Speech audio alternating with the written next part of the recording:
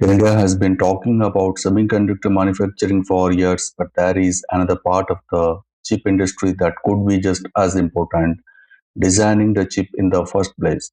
And now Gujarat is trying to build that capability inside its engineering colleges. State is setting up a ChipIN Extension Center and a Center of Excellence for VLSI Design at Gujarat Technological University. So, what exactly will students do there? And why does chip design matter if India is already building semiconductor factories? The answer tells us a lot about where India's semiconductor strategy is heading. What happened? Gujarat is expanding its semiconductor plans beyond manufacturing and packaging to focus more strongly on chip design. The Gujarat Government Department of Science and Technology, through the Gujarat State Electronic Mission, has proposed a new facility in collaboration with Gujarat Technological University and CTech. The basic idea is quite simple. Engineering students and faculty will get access to advanced semiconductor design tools, expert guidance, and practical training. And this isn't supposed to be just another computer lab where students learn theory. The center aims to teach the complete chip design process from designing and validation a chip to understanding fabrication and testing. More than 30 academic institutions from Gujarat participated in an orientation program connected with the proposed center. But why is Gujarat putting so much attention on design? Why did this happen? To understand that, we need to understand the semiconductor value chain. Think about a smartphone processor. Before that chip can physically exist, engineers have to decide what the chip should do, design its circuits, test the design, validate it, and prepare it for manufacturing. Only after that does the physical manufacturing process happen. So, semiconductor manufacturing is only one part of the story. India already has significant strengths in semiconductor and chip design talent. The government says design infrastructure support is reaching hundreds of academic institutions and startups. In July 2026, the government said 315 universities were offering semiconductor design related courses, and more than 70,000 young people had been trained in chip design. At the same time, India is building physical semiconductor manufacturing and packaging capacity. Gujarat is the center of such much of that activity. Micron assembly, test and packaging facility in Sanad. CMI has started commercial production here, and Tata Electronics is developing a major semiconductor fab in Dholera. So Gujarat now has an opportunity to conduct different parts of the semiconductor chain. Manufacturing is one piece, packaging is another, design is where the intellectual work begins. And that brings us to an important question.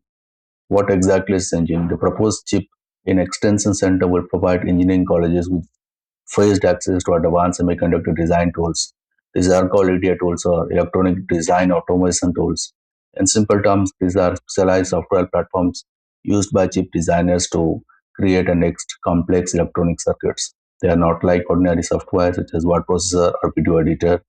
Modern chip design can involve millions or even billions of electronic components, so specialized software is needed to design, simulate, and validate the systems. Major EDA companies include Cadence, Synopsys, and Siemens. The Gujarat government says access to these tools can be expensive, which is one reason the new center can be useful for colleges. Students will be able to use this platform through cloud-based access.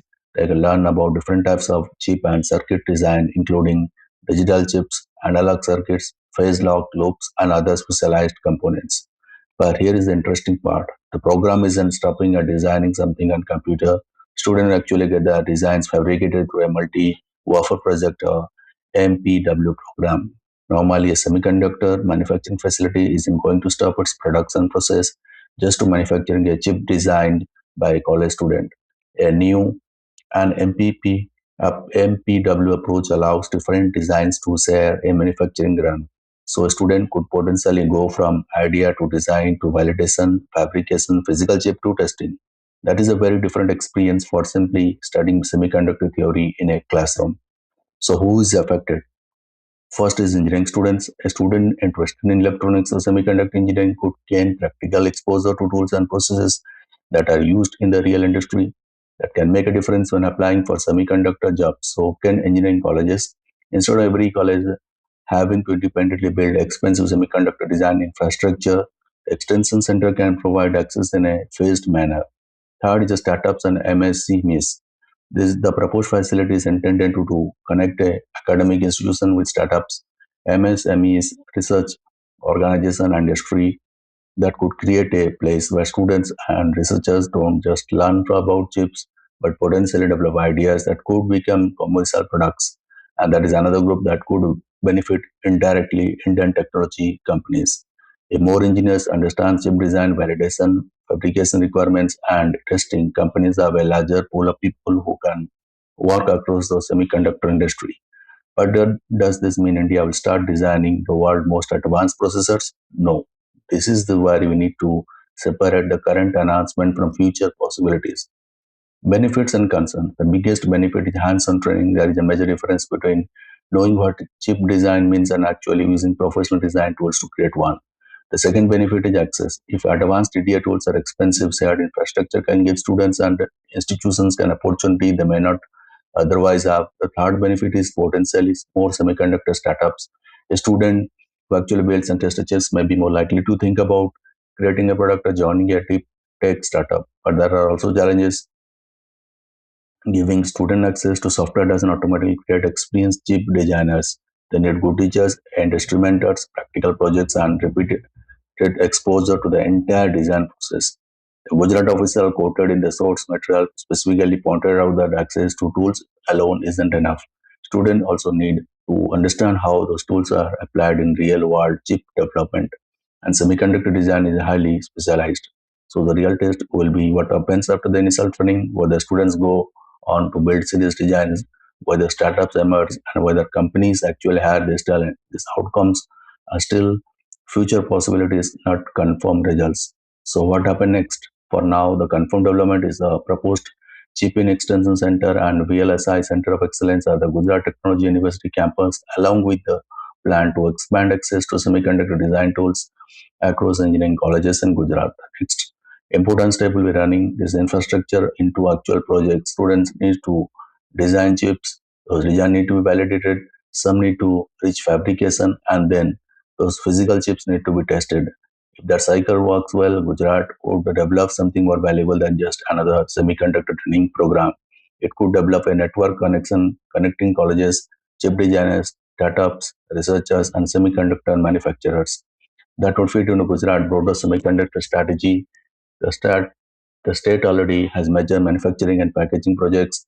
Micron's Sanan facility was inaugurated in February 2026, while CGCME facility began commercial production in July 26.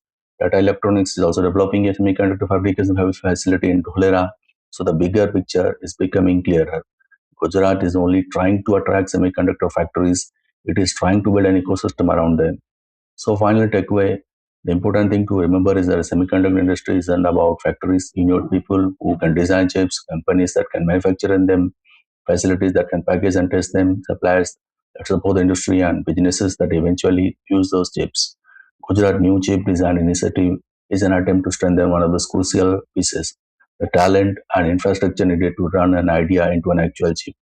Whether it becomes a major semiconductor design hub, who will design and what happens next, the quality of training, industrial participation, successful chip projects, and the startups and jobs that emerge from it. And that is something worth watching as India's semiconductor story moves from announcement to actual products. Thank you.